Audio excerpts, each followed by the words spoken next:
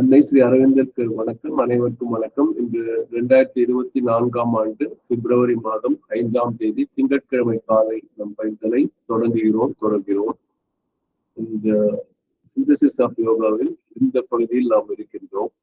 The moralist erects in vain his absolute ethical standard and calls upon all to be faithful to it without regard to consequences. இதை லேசா அன்னைக்கு பார்த்தோம்னு நினைக்கிறேன். இந்த மாரலிஸ்ட் அப்படிங்கிறது அந்த அறநெறியாளர், ஒழுக்க மிக்கவர். அவர் என்ன பண்றாருன்னா எரக்ட்ஸ்னா நிரூபிக்கிறார் சொல்லலாம். இன் வெயின்ங்கிறது வீண் அப்படிங்கிற சொல் தான். இது நம்ம அன்னைக்கு பார்த்தோம் தான் நினைக்கிறேன் இல்லையா? ஓரளவு பார்த்தோமா இல்லையா? ஆமாங்க சார். ஆமாங்க சார். அதான் மாரலிஸ்ட் அறத்தின் உச்சகட்டத்தில் இருப்பவன் கூட சொன்னீங்க. ஆமா. இப்ப அடுத்த சென்டென்ஸும் பார்த்தோமா? இல்ல, அடுத்த சென்டென்ஸ் கண்டிப்பா பார்த்தோம். சரி, இதை தொட்டுட்டு அப்புறம் தொடர்ச்சிக்காக தொட்டுருவோம். ஓகே. இன் வெயின் அப்படிங்கிறது யூஸ்லெஸ்ங்கிற பொருள்ல வரும். அது வெயின் பொருள் வீண்கிற தமிழ்ச்சொல் போலவே அது இருக்கும்னு சொன்ன ஞாபகம் இருக்கும்னு நினைக்கிறேன். வெயின்ங்கிறது வீணான ஒரு செயலாக வீணாக அவன் நிறுவுகிறான். எதை நிறுவுகிறான்னா இஸ் அப்சல்யூட் எத்திக்கல் ஸ்டாண்டர்ட். அவருடைய முழுமையான பூரணமான அந்த முழுக்க நெறியை நிறுவுகிறார். அது வீணாக நிறுவுகிறார், பயனில்லாததாக நிறுவுகிறார். And calls upon all to be faithful to him without regard to consequences. எல்லோரையும் அதற்கு நம்பிக்கை உள்ளவராக இருக்க சொல்கிறார்கள். ஆனால் எந்த விதமான பெண் விளைவுகளை பற்றி யோசிக்கிறது இல்லை அப்படின்னு சொன்னாங்க. ஏன் அது தப்புங்கிறத திருப்பி ஸ்ரீ அரவிந்தர் சொல்லுவார். அது ஏன் அது கான்சிக்வன்ஸ் பற்றி கவலைப்படலன்னு. To him, the needs and desires of the individual are invalid if they are in conflict with the moral law and the social law. Has no claims upon him if it is opposed to his sense of right and denied by his conscience. The conscience என்ன வார்த்தை நமக்கு தெரியுமா? தமிழ்ல பொதுவா நம்ம சொல்றது சொல்லுங்க பிரியமா. மனசாட்சி. இது நல்ல தமிழ் தூய தமிழா பேசுறவங்க மனச்சான்று அப்படின்பாங்க. சாட்சிங்கிறது கூட தமிழா இல்லைன்னு சொல்லி மனச்சான்று இருப்பாங்க.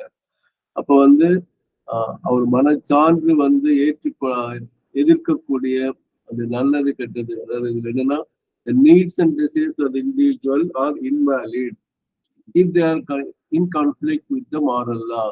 அந்த ஒழுக்க நெறிக்கு எதிராக அந்த தனி மனிதனின் தேவைகளும் ஆசைகளும் இருந்தால் அது இன்வாலிட்னா அது மதிப்பற்றது, பொருள் இல்லை அப்படின்னு அர்த்தம். And the social law has no claims upon him if it is opposed to his sense of right and denied by his conscience. அப்போ சமூக நீதி கூட அவங்களுக்கு முன்னாடி ஒண்ணும் இல்லையா?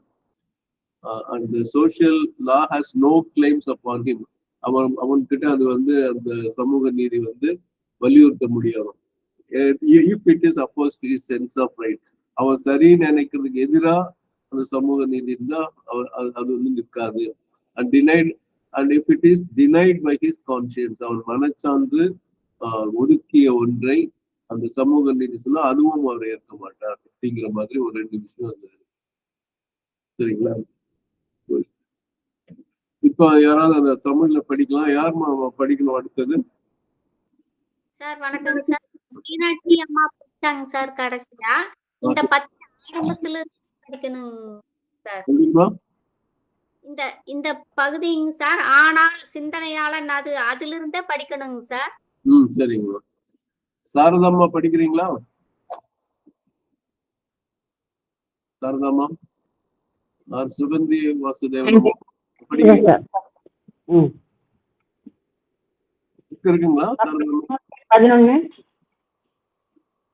பக்கம் 311 இரண்டாவது பத்தி. ஆனால் சிந்தனையாளன் இதுவரை அடைந்துள்ள வெற்றியும் கூட இப்போது மறைமுகமாய் இருந்து வருங்காலத்தில் வெளிப்படக்கூடிய ஆற்றலாகத்தான் இருக்கிறது. இன்னும் நடைமுறையில் நிறைவேறவில்லை. தனி மனித ஆசைகள் மற்றும் தேவைகளின் அடிப்படையிலான விதிகளுக்கும் அவனது அறநெறிக்கும் இடையே முரண்பாடு உள்ளது. இசைவு இல்லை. அவ்வாறே இனம், குழு, ஜாதி, மதம், சமூகம், நாடு ஆகியவற்றின் உயிர் தேவைகள், ஆசைகள், பழக்க வழக்கங்கள், நாட்டங்கள், வெறிகள் ஆகியவற்றுக்கும் சமூகத்துக்கு வழங்கப்படும் அறநெறிகளுக்கும் இடையில் முரண்பாடுதான் உள்ளது. இசைவில்லை. அறநெறியாளன் மாறாத அறநெறி நியதியை நிறுவ முயல்கிறான். அதன் விளைவுகளை பற்றி கவலைப்படாமல் அனைவரும் அதை கடைபிடிக்க வேண்டும் என்று கோருகிறான். ஆனால் இம்முயற்சியில் அவன் தோல்வியடைகிறான். தனி மனிதனின் தேவைகளும் ஆசைகளும் அறநெறிக்கு முரணானவையாக இருந்தால்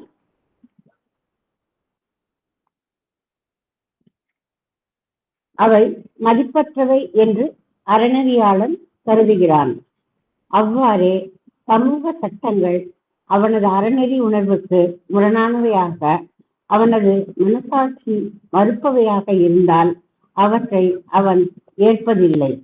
அன்பு, மெய்மை, நீதி ஆகியவற்றுடன் ஒத்துப்போகாத எந்த ஆசையையும் கோரிக்கையையும் மனிதன் ஆதரிக்க கூடாது என்பது அறநெறியாளன் தனி மனிதனுக்கு வழங்கும் மாறாத தீர்வாகும். நன்றிங்கம்மா. அவ்வளவுதானே சார்? அவ்வளவு போதுங்க. Thank you sir. இப்ப கூட நீங்க அடுத்தது போயிட்டீங்க, நான் சொல்லாததும் போயிட்டீங்க, பரவாயில்ல. இப்ப இதுதான் நீங்க படிச்சது, கடைசியா படிச்சது. பரவாயில்ல பரவாயில்ல. This is his absolute solution for the individual, that he shall cherish no desires and claims that are not consistent with love, truth and justice.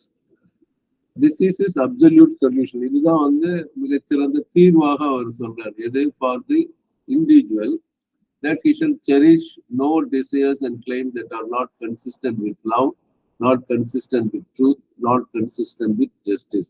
அப்ப வந்து அந்த அன்பு, உண்மை, நீதி இதற்கு ஒத்து வராத எதையும் வந்து அவர் வந்து ஏற்றுக்கொள். செரிஷ் அப்படின்னா பாராட்டுறது, கொண்டாடுறதுங்கிற மாதிரி பொருள் வரும்.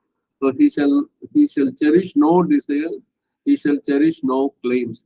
அப்போ வந்து அந்த அன்பும் உண்மைக்கும் நீதிக்கும் எதிராக அது பொருந்தாத ஆசைகளையும் அந்த கட்டாயங்களையும் கோரிக்கைகளையும் இவர் வந்து பாராட்ட மாட்டார் அப்படின்னு சொல்றார். அதுதான் வந்து அவரை பொறுத்தல absolute solution for the individual. அதுதான் அவர் வந்து தனி மனிதனுக்கு உரிய ஒரு தீர்வுன்னு அவர் சொல்றார். கடைசியில வந்து மாரலிஸ்ட் அப்படின்னு போட்டதுல அந்த இப்போ கடைசி சென்டென்ஸ்ல பார்க்கணும். He demands from the community or nation that it shall hold all things cheap, even its safety and its most pressing interests, in comparison with truth, justice, humanity, and the highest good of the peoples. இது கேட்கறதுக்கு கொஞ்சம் சிரமமா இருக்கும். இந்த சீப்ங்கிற வார்த்தைலாம் கேட்கும்போது he demands from the community. அப்போ இண்டிவிஜுவலுக்கு அதான் solution சொன்னாரு. அந்த ஒழுக்கவியலாளர், ஒழுக்க சீலர் அப்படி வச்சுக்கலாம். He demands from the community, he demands from the nation. அந்த சமூகத்திலிருந்தோ அந்த நாட்டிலிருந்தோ அவன் எதை வந்து வலியுறுத்துறாங்கன்னா, that it shall, itங்கிறது the community or the nation will hold all things cheap, even its safety and its most pressing interests, in comparison with truth.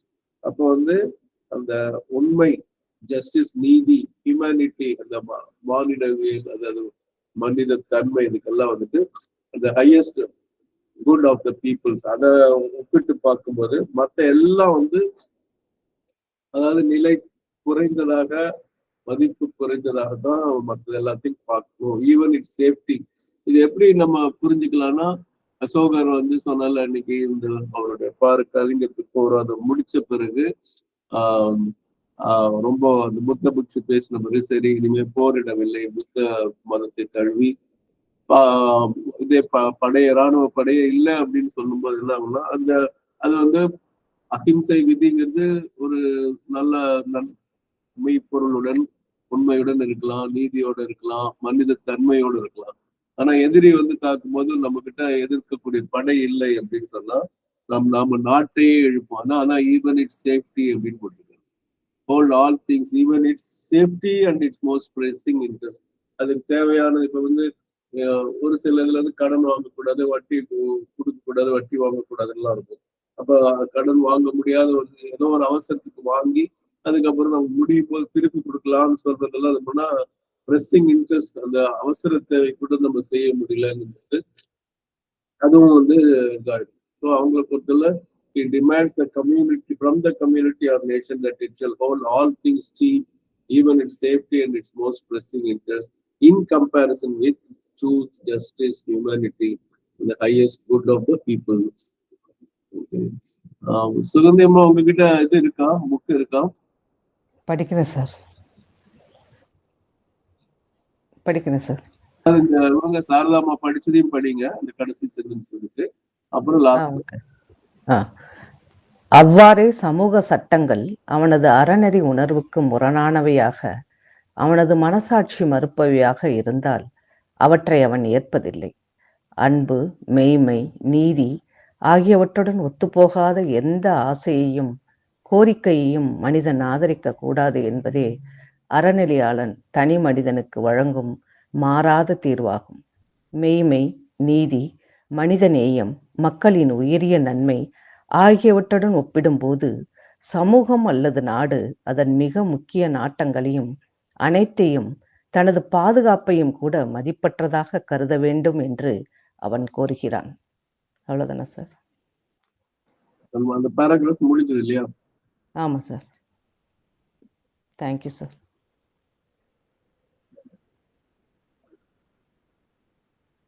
அந்த சீப்புங்கிறது அந்த மதிப்பற்றதாக கருத வேண்டும் என்று அவன் கோருகிறான் அப்படிங்கிறது.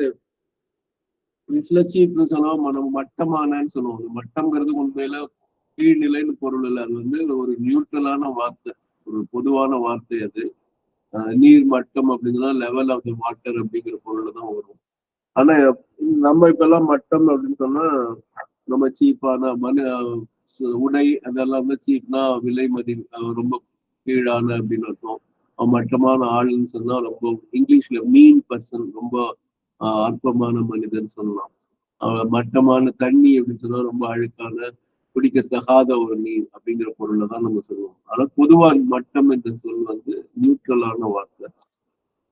சரி, சிமா நீங்க கை எடுத்துருக்கீங்க, சொல்லுங்க. Good morning sir. Good morning, சொல்லுங்க சார். எனக்கு இதுக்கு ஒரு எக்ஸாம்பிள் கொடுங்களே, இந்த கடைசி சென்டென்ஸுக்கு.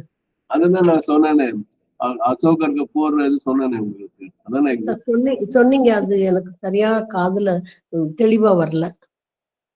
அதாவது அசோகர் வந்து இப்போ கலிங்கத்துக்கு போர் தானே பண்ணாரு அவரு.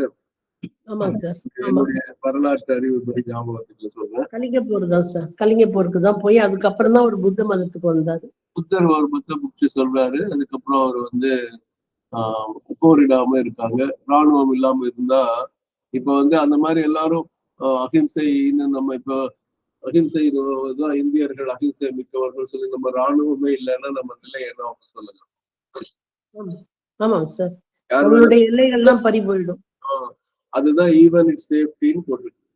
All things even it's safety in comparison with truth, justice, humanity. இப்போ ஹியூமனிட்டினா இப்ப நம்ம போர்னு ஒண்ணு கொடுத்தோம்னா எதிரி நாட்டு, இப்ப பாருங்க ஒரு பக்கம் அந்த யுக்ரைன் போர் நடந்துட்டு இருக்கு இல்லையா, ரஷ்யா யுக்ரைன் போர் ஒண்ணு நடந்துட்டு இருக்கு, எத்தனையோ வருஷம் தாண்டிடுச்சுன்னு நினைக்கிறேன்.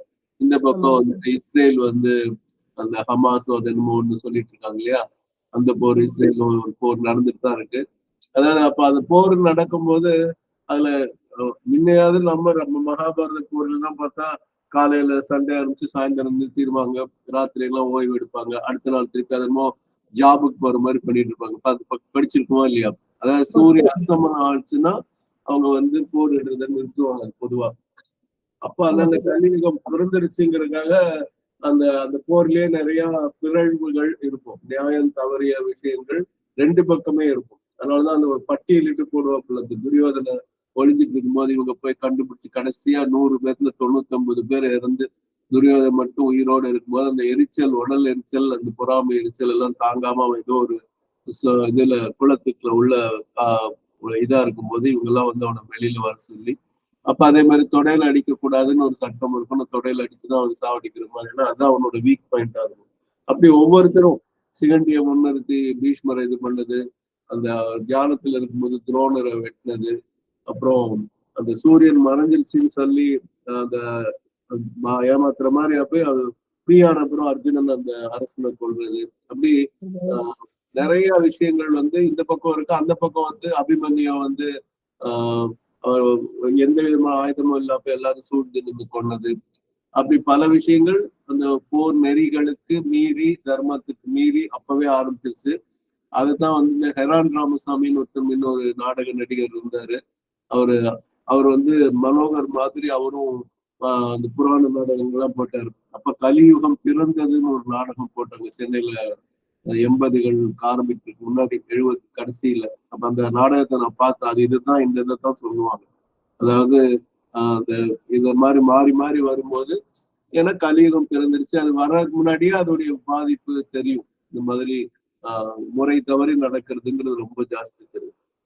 அப்போ வந்து இந்த ட்ரூத், ஜஸ்டிஸ், ஹியூமனிட்டி, இப்ப மனித நேயம் அப்படின்னா யாரையும் கொல்லக்கூடாதுங்கிற இது இருந்துன்னா இப்ப போர்ல வந்து அப்பவே அப்படின்னா இப்போ வந்து சுத்தமா யாரும் பாக்குறது இல்லைன்னு தெரியுது. முன்னெல்லாம் வந்து சிவிலியன்ஸை கொல்லக்கூடாதுங்கிற ரூல் எல்லாம் நம்ம இதுலயும் இந்த காலகட்டத்திலயும் இருந்தாலும் இப்ப நடக்கிற போர்ல எல்லாம் இது பண்ண முடியாது. நம்ம பக்கத்து நாட்டுல நம்ம லட்சக்கணக்கான நம்ம தமிழ் மக்கள் கொல்லப்பட்டாங்க இல்லையா?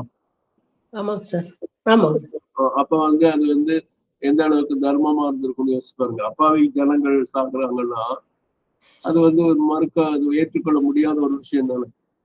ஆமாங்க சார். இப்பதான் நம்ம ஒண்ணுமே நீதி நேர்மைங்கிறதுலாம் எதுவுமே இல்லாம போயிடுச்சு. அப்ப அதான் அவங்க வந்து அதுபடி நான் வந்து இருக்கேன் அப்படின்னு சொல்லிட்டு இந்த ஒழுக்க நெறியாளன் வந்து இப்படி ஒழுக்கமா இருக்கணும்னு சொல்லி நாட்டு மேல சொன்னீங்க. ஒண்ணு வேணும், ஒற்றனா இருக்காங்கன்னு வச்சுக்கோங்க. ஒற்ற உண்மையை சொல்லிட்டு போய் ஒற்றாட முடியுமான்னு சொல்லுங்க. முடியாது. ஒரு 30-40 வருஷம் முன்னாடி பாத்தீங்கன்னா சில வெள்ளைக்காரங்க வந்து கரகாட்டம் கத்துக்கிறேன், இல்ல காவடி ஆட்டம் கத்துக்கிறேன், இல்ல நான் வந்து அதை பண்றேன் இதை பண்றேன்னு வருவாங்க. நம்ம வந்து பாரு நம்ம நாட்டு பெருமை, நம்ம பண்பாட்டை எல்லாத்தையும் நான் சொல்ல. அவன் ஒற்றாட வந்திருப்பான். ஆனா அவன் சொல்ற இது வந்து இது இப்படி வைக்கும் அப்படி வைக்கும், இது வந்து எங்க ஊர்ல எல்லாம் கிடையாது அப்படி எல்லாம் சொல்லுவாங்க. இல்லாட்டி நம்ம நாட்டு பெண்ணையே கூட திருமணம் எல்லாம் முடிக்கிற மாதிரி எல்லாம் வருவாங்க. எனக்கு வந்து இந்த பண்பாடு தான் பிடிச்சிருக்கு, எங்க ஊர்ல ரொம்ப விவாகரத்து. நான் சொல்ல 40-50 வருஷம் முன்னாடி. ஆனா பார்த்தா சிஐஏ ஏஜென்டா அந்த சிஐஏ சேர்ந்தவரா இருப்பாரு. அந்த அவங்க நாட்டு ஒற்றர் படையை சேர்ந்தவரா இருப்பார், அமெரிக்க ஒற்றர் படையா. ஆனா இங்க சொல்லும் போது எனக்கு அது பிடிக்கும். இப்ப அதை பிடிக்கும்னு வந்தவங்க எல்லாம் ஒற்றர்னு சொல்லல, ஆனா ஒற்றர்கள் அந்த வேடத்தில் வருவாங்க. அப்ப அங்க உண்மை இருக்குமா? நிச்சயமா இருக்காது சார். அதுதான். அப்ப அந்த வழியில போகும்போது அது நம்ம நாட்டுக்காரங்களும் இப்ப RAW கேள்விப்பட்டீங்க, ரான்னு சொல்லுவாங்க இல்லையா? ஆமாங்க சார். அந்த சேர்ந்து வேற ஏதோ ஒரு எதிர்நாட்டிலயோ வேற நாட்டிலயோ போய் ஒற்றாடும் போது உண்மை பேசணும்னு எதிர்பார்க்க முடியுமா? நிச்சயமா முடியாது சார். அது அவங்களுடைய எடுத்துக்கிட்ட வேலைக்கு அது அகேன்ஸ்ட் தானே. அவங்க என்ன பொறுப்புல இருக்காங்களோ அதுக்கு அகேன்ஸ்டா நம்ம அறநெறிய ஃபாலோ பண்ண முடியாது. ஆமா.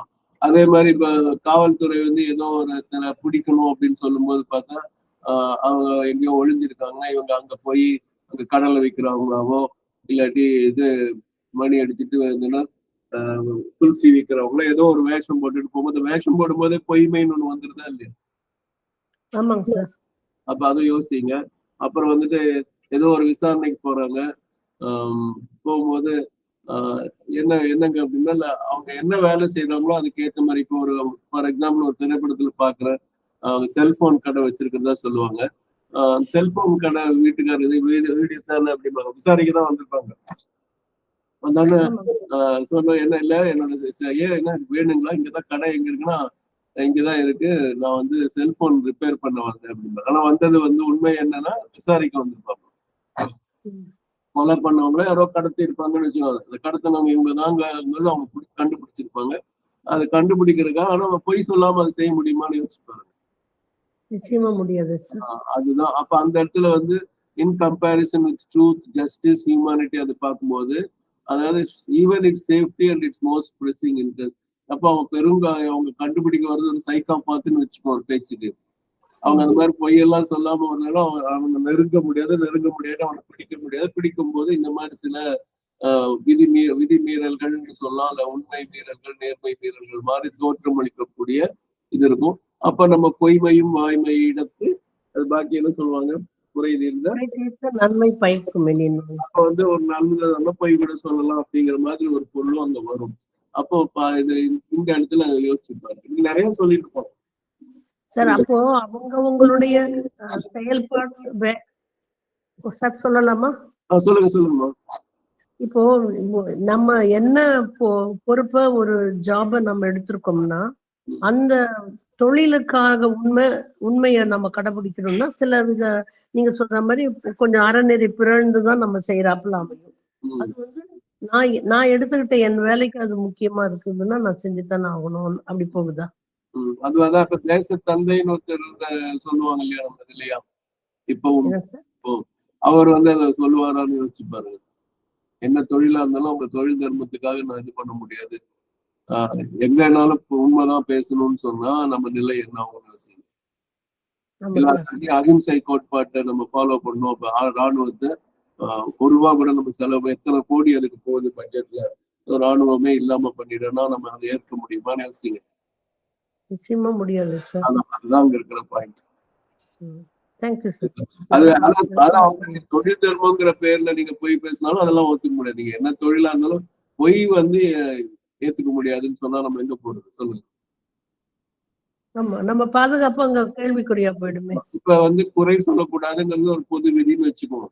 அப்படிதானே? இதை பத்தி நம்ம குறை சொல்லக்கூடாதுன்னு. இப்ப நான் வந்து ஆடிட்டிங் வேலை எத்தனையோ வருஷம் பண்ணேன். அங்க போய் குறை கண்டுபிடிச்சு சொன்னாதானே நான் ஆடிட்டேன். சார் இந்த வவுச்சர்ல வந்து ஆட்டோ சார்ஜ் வந்து நம்ம புதூர் உத்தமன் ரூபாய்க்கு இவ்வளவுதான் வரணும், நீங்க வந்து அதை விட 10 மடங்கு ஜாஸ்தி போட்டிருக்கீங்கன்னு சொன்னா அப்படி கேட்டுதானே ஆகணும். நானு கேள்வி கேட்கணும்னு சொல்ல முடியுமா? ஆமா, கேட்கதான் வேணும். அங்க இருக்கிற பாயிண்ட் நிறைய இருக்கு, எக்கச்சக்கமா சொல்லலாம். ஒரு சில எக்ஸாம்பிள்லயே இந்த காரணத்தையும் இந்த சூழலையும் விளக்குறதுக்கு வாய்ப்பு இருக்குல்ல. எப்படி கொண்டு போனாங்கன்னு எனக்கு தோணுச்சு, அதான் கேட்டேன் நான். ரொம்ப நன்றி சார். அடிக்கடி சொல்வேன், இந்த letter of law, spirit of லான்னு ஒண்ணு இருக்கு. ஸ்பிரிட் ஆஃப் லா வந்து இப்ப நான் சின்ன உதாரணம் என்ன சொல்லுவேன்னா, இப்ப டிராபிக்ல நோ என்ட்ரில போக கூடாதுங்கிறது வந்து சட்டமா இருக்கும் இல்லையா? இப்ப கிழக்குல இருந்து மேற்கு போக கூடாது ஒரு சட்டம் இருக்கு, நோ என்ட்ரியா இருக்குங்க. ஆனா அதோட இது என்னன்னா டிராபிக் ஸ்மூத்தா இருக்கணும், தேவையில்லாத பிரச்சனை வரக்கூடாதுன்னு அர்த்தம். ஆனா ஒரு ஆம்புலன்ஸ் அந்த நோ என்ட்ரில போனாதான் ஹாஸ்பிட்டல் பக்கமா இருக்கும், அப்பதான் அந்த நோயாளியை காப்பாற்ற முடியும்ன்ற ஒரு நிலைமை இருந்துச்சுன்னு வச்சுக்கோ ஒரு பேச்சுக்கு. அப்ப அந்த விதி அந்த மீறலாம் எதுக்கு? உயிர் காப்பாத்துருக்கு. அப்ப ஸ்பிரிட் ஆஃப் லா தான் அங்க நிற்கும்.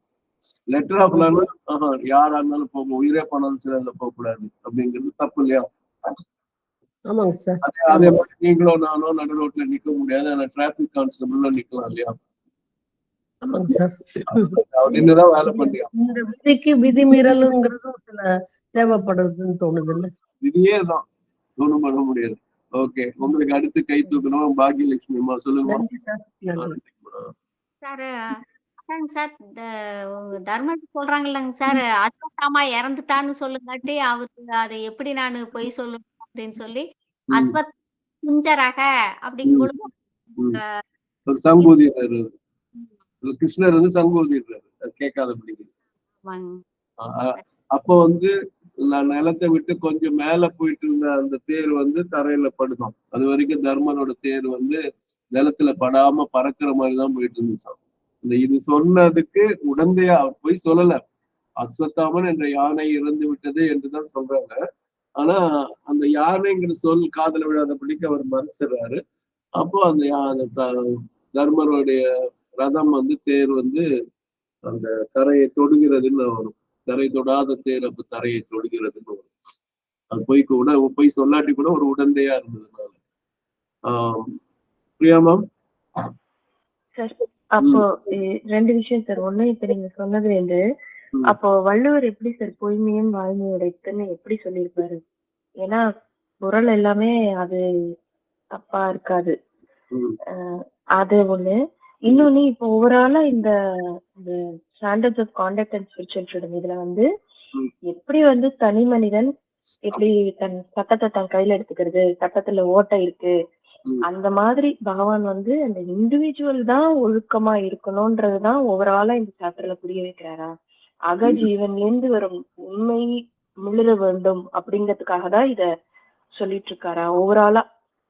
இதோடைய நெக்ஸ்ட் அதான் நம்ம இப்ப இடையில இருக்கோம், அதனால வந்து அந்த கேள்விகள்லாம் வரும். அடுத்து சொல்லிடுவாரு, இந்த நம்ம ஒழுக்கம் அறநெறின்னு சொல்றதெல்லாம் மைண்ட் பேஸ்டா இருக்கு, அதுக்கு சரியான அஸ்திவாரம் கிடையாது, அது சரி இல்லைங்கிறது தெளிவா சொல்றாங்க. அது என்னங்கிறத நம்ம பார்ப்போம். ஆன்மீகம் சார்ந்த அறம் தான் நிற்கும். அதைதான் நான் இப்ப மதர் எடுத்து நம்ம படிக்க போறோம். இப்ப ஸ்பிரிச்சுவாலிட்டி அண்ட் மொராலிட்டி இன்னைக்கும் நான் எந்த நாள் படிப்பேன்னு தெரியாது. அத வந்து இதுல என்னன்னா ஆன்மீகத்தை அடிப்படையா வச்சு நம்ம அறநெறிப்படி போனோம் என்றால் அது சரியாக இருக்கும். இது எழுதப்பட்ட சாஸ்திரப்படி போகும்போது லெட்டர் ஆஃப் லாங்கிற படி போனோம்னா கண்டிப்பா நம்ம வந்து பிறழக்கூடிய வாய்ப்புகள் மிக அதிகம் அப்படின்னு சொல்லுவாங்க. அதை நம்ம படிச்சு முடிக்கும் போது உங்களுக்கே தெரியும். அந்த பொய்மையும் வாய்மை இடத்துக்கு என்ன பொதுவா ஒரு இது சொல்லுவாங்கன்னா, இப்போ ஒரு ஆசிரமத்துக்குள்ள ஒருத்தர் பயந்து ஓடி வந்து நம்ம பின்னாடி ஒளிஞ்சுக்கிறாரு, நல்லாவே மறைஞ்சுக்கிறாரு. அந்த ஆளை கொல்றதுக்குன்னு ஒரு பெரிய கூட்டம் வருது. அந்த ஆள் நல்லவர்னு வச்சுக்கோங்க. அந்த கூட்டம் வருது. அப்போ வந்து அந்த மட தலைவர் தான் அங்க உட்காந்துட்டு இருக்காரு, வேற யாரும் இல்ல, தியானம் பண்ணிட்டு இருக்காரு. அதை எழுத்து இங்க யாராவது வந்தாங்கன்னா அந்த ஒளிஞ்சதை பார்த்துட்டு இல்ல இங்க யாரும் வரலன்னு ஒரு பொய் சொன்னதுனால அந்த உயிர் காப்பாற்றப்படுகிறது அப்படின்னா அது பொய்மையும் வாய்மை எடுத்து குறை தீர்த்த நன்மைனா ஒரு நல்ல மிக நன்மை அதுல வருதுன்னா அது அதாவது அது வந்து எக்ஸப்ஷன்ஸை விட அது வந்து இது கிடையாது, எக்ஸாம்பிளோ இல்ல விதியோ கிடையாது. நல்லது நடக்குதுன்னா போய் கூட சொல்லலாம்ங்கிறது. அப்ப நம்ம அழகா எல்லாத்தையுமே போய் சொல்லிட்டு தான் இருப்போம். நம்ம இங்கிலீஷ்ல ஒயிட் லைஸ்ன்னு சொல்லுவோம்ல. இப்போ நான் உங்க வீட்டுக்கு வரேன், சும்மா ஒரு நாகரீகம் கருதி நான் வந்து காஃபி குடிச்சிட்டேன் இல்ல டீ குடிச்சிட்டேன் அப்படின்னு சொன்னேன்னா அதை நான் உண்மையே குடிக்கல, அது பேர் ஒயிட் லைன் சொல்லுவாங்க, கேள்விப்பட்டிருப்பீங்களா? அது வந்து அந்த லிஸ்ட்ல எல்லாம் வராது. ஆனா நம்ம எடுத்து அது இந்த மாதிரி சின்ன சின்ன பொய்கள்லயே நம்ம வாழ்க்கை ஓடிட்டு இருக்கு. அந்த சின்ன பொய்யும் சொல்லாம இருந்தா நல்லா இருக்கும். ஆனா அப்படி இல்லை, நம்ம வந்து அந்த மாதிரி பண்ணிட்டு இருக்கோம். ஆனா அது பெரிய டிஸ்பியூட்டுக்குள்ள ஒரு இதுதான். நிறைய எடுத்துக்காட்டுகள் அதுல சொல்லலாம். அதாவது அந்த நம்ம சொல்ற பொய்னால ஒரு நன்மை வருதுன்னா பொய் சொல்லலாம் அப்படிங்கிற ஒண்ணு. சரிங்களா வசனாமா? சார் அங்க பொய்மையும்னா அந்த உண்மைக்கு நிறைய இந்த எல்லா மொராலிட்டியும் அங்க கொண்டு வரலாம் இல்லையா?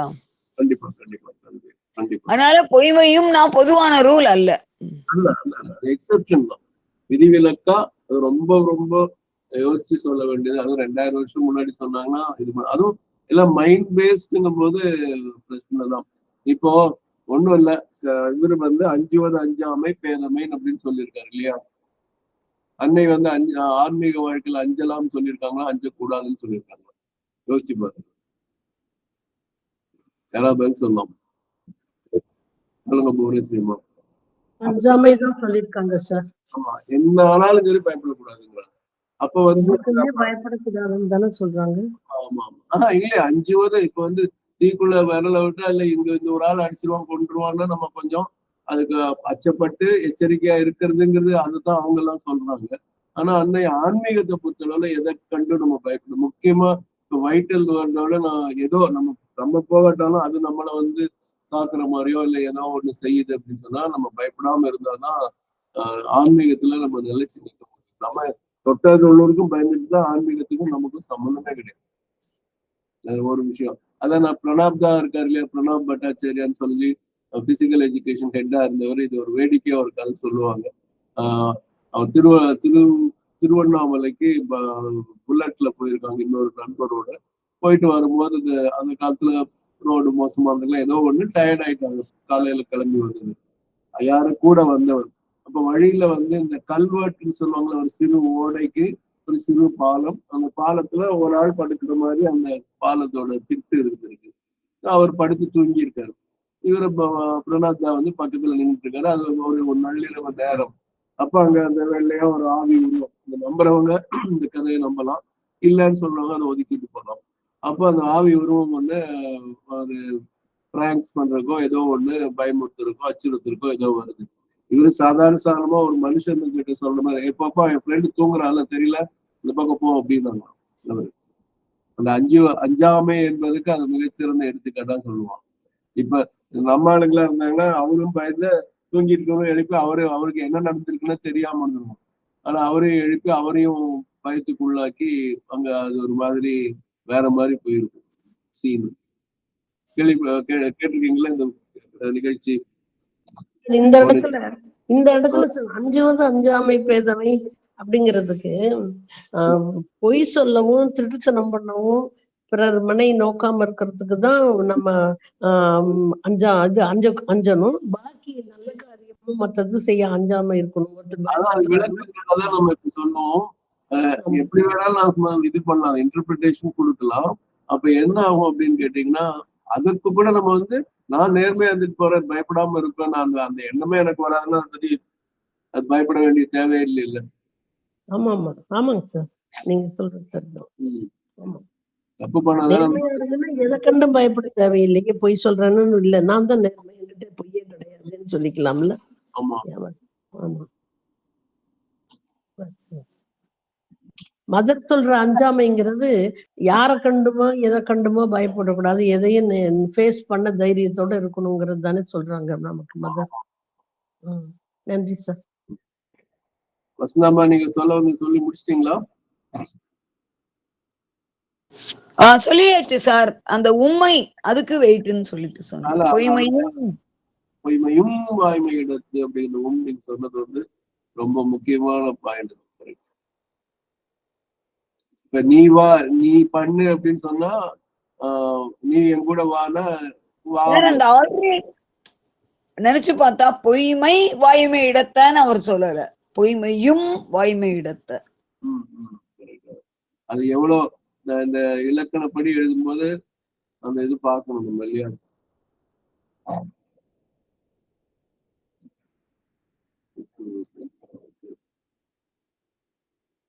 ஒரே நிமிஷம்.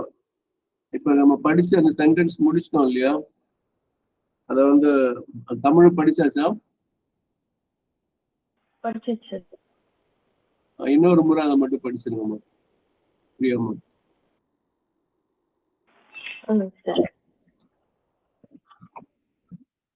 அவ்வாறே 312 அவ்வாறே சமூக சட்டங்கள் அவனது அறநெறி உணர்வுக்கு முரணானவையாக, அவனது மனசாட்சி மறுப்பவையாக இருந்தால் அவற்றை அவன் ஏற்பதில்லை.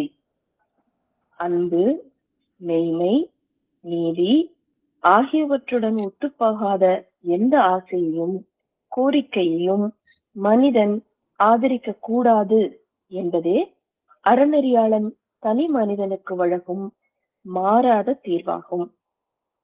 மெய்மை, நீதி, மனித நேயம், மக்களின் உயரிய நன்மை ஆகியவற்றுடன் ஒப்பிடும்போது சமூகம் அல்லது நாடு அதன் மிக முக்கிய நாட்டங்களையும் அனைத்தையும் தனது பாதுகாப்பையும் கூட மதிப்பதற்காக கருத வேண்டும் என்று அவன் கோருகிறான்.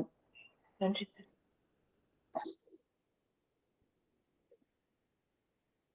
இப்போ இதுல வந்து இந்த குரல் திறன் அப்படின்னு சொல்ல ஒரு இதுல வந்துட்டு அந்த நம்ம அஞ்சுவது அஞ்சாமை பேதமைக்கு இது பயப்பட வேண்டியவனவற்றுக்கு பயப்படாமல் இருத்தல் அறிவின்மையாம், பயப்படவனவற்றிற்கு பயப்படுதல் அறிவுடையவர் தொழில் என்பது பாடலின் பொருள். தொழில் என்றால் சொல் குறிப்பதென்ன? எதற்கும் எந்த இடத்திலும் எப்பொழுதும் அஞ்ச மாட்டேன் என்று மார்புக்கு இருப்பது மூலத்தனம். ஒரே நிமிஷம்.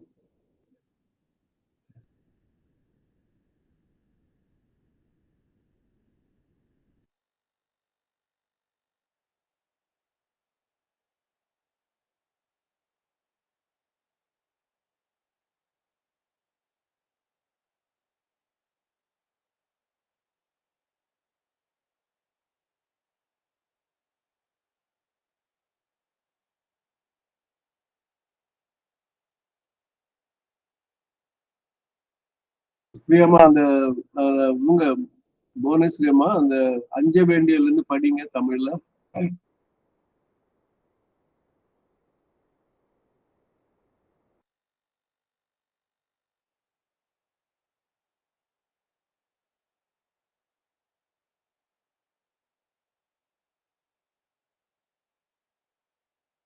சரி, யார் படிக்கணும்? புவனேஸ்வரியம்மா.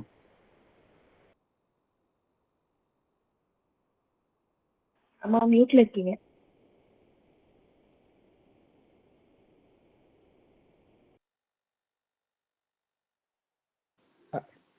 அம்மா மியூட்ல இருக்கீங்க. சரி, நானே படிச்சேன். அஞ்ச வேண்டியவைகளுக்கு அஞ்சாமல் இருத்தல் அறிவில்லையாமையாகும். அஞ்ச வேண்டியவற்றுக்கு அஞ்சுதல் அறிவுடையோர் செயல் ஆகும். அச்சம் கோழைத்தனம் அல்லவா, அஞ்சுவது எப்படி அறிவுடைமையாகும். உலக வாழ்வில் அஞ்சாமல் துணிவு கொள்ளும் இடமும் உண்டு, அஞ்சி அடங்கி ஒதுங்கி நடக்கும் இடமும் உண்டு. அஞ்சாதே என்று அறிவுறுத்தல் மூட துணிவுக்கு இடம் அளித்து விடக் கூடாது என்பதற்காக அஞ்சுவது அஞ்சாமை பேதமை என்கிறது பொருள். நன்மை செய்வதில் எவ்வித தடைகள் வந்தாலும் அஞ்சாமல் செயல்பட வேண்டும். ஆனால் தீமையையும் அஞ்சாது செய்தல் தகாது.